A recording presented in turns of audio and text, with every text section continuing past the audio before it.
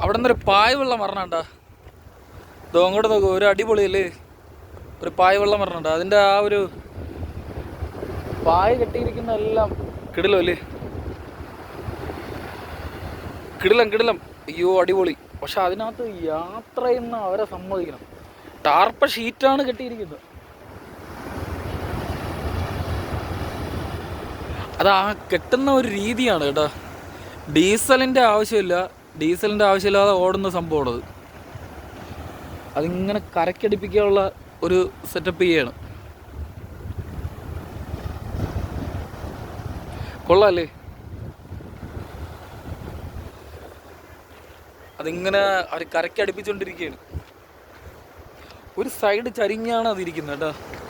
നമ്മളവിടെ നിന്ന് ദൂരെ നിന്ന് കണ്ടപ്പം നല്ല പേടിച്ചാണ് നേരത്തെ ഞാൻ വീഡിയോ എടുത്തത്.